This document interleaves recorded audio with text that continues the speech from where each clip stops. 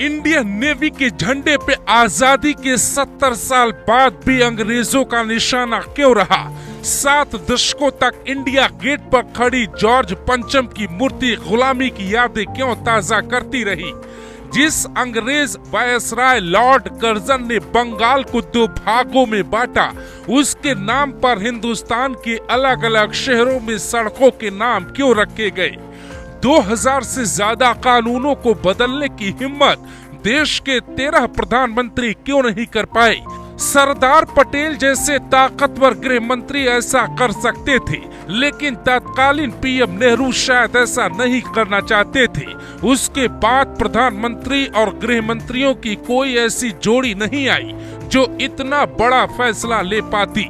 वरना सोचिए, अगर मोदी नेवी के झंडे से गुलामी की निशानी मिटाकर शिवाजी का चिन्ह लगा पाए, जॉर्ज पंचम की मूर्ति हटाकर इंडिया गेट पर नेताजी सुभाष चंद्र बोस की प्रतिमा खड़ी कर पाए, लॉर्ड कर्जन के नाम की सड़कें हटा पाए और अंग्रेजों के जमाने के लगभग सारे कानून बदल पाए, तो उसके पीछे सबसे बड़ा सहयोग किसका था?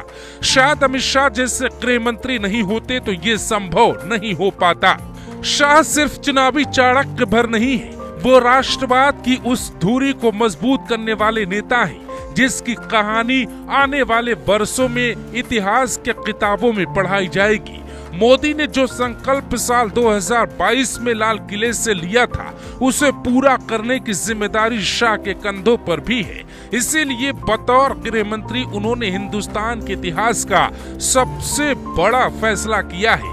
अमित शाह ने करीब 1500 बैठकों और सैकड़ों आईपीएस से राय लेने के बाद बड़े बदलाव पे मुहर लगाई, जो 1 जुलाई 2024 से समूचे हिंदुस्तान में लागू हो गई।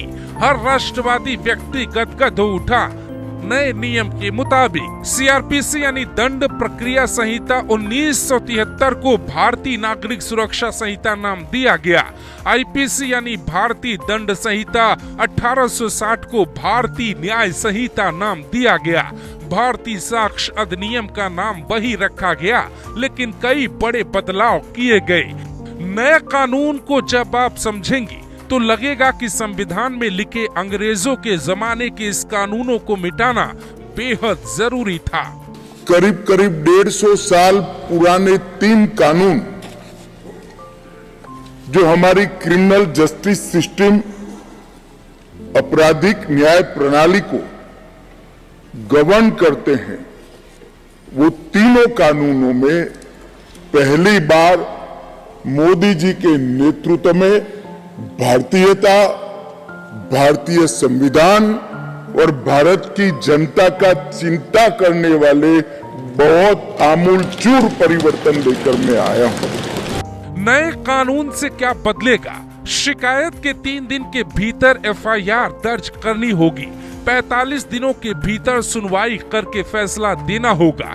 अब बिना थाने में गए ऑनलाइन एफआईआर करवा सकेंगे। 15 की बजाय 60 से 90 दिन की पुलिस रिमांड संभव है।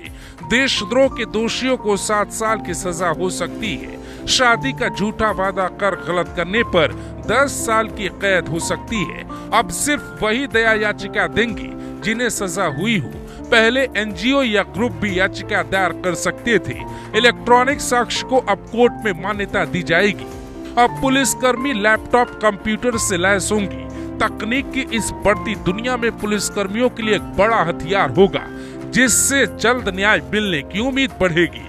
650 से ज्यादा जिला न्यायालयों और 16,000 से ज्यादा देश के पुलिस थानों में ये व्यवस्था लागू हो चुकी है। इसके तहत पहली एफआईआर मध्य प्रदेश के ग्वालियर में दर्ज हुई, जिसकी जानकारी खुद अमित शाह ने मीडिया के सामने आकर दी है। सबसे पहला मामला अब तक के रिपोर्ट के हिसाब से ग्वालियर के पुलिस थाने में हुआ है और चोरी का है। किसी की मोटरसाइकिल चोरी कर ली गई 1,80,000 की वैल्यू की। इसका मामला 12:10 पर रजिस्टर हुआ है। पहला मामला नहीं है। शाह का ये बयान बताता है कि नए कानून पर उनका कितना ध्यान था। यही ध्यान अगर कांग्रेस के दौर में प्रधानमंत्री और गृह मंत्रियों का होता तो ये बदलाव दशकों पहले हो जाते। ऐसे बदलाव के लिए एक सैल्यूट तो बनता है।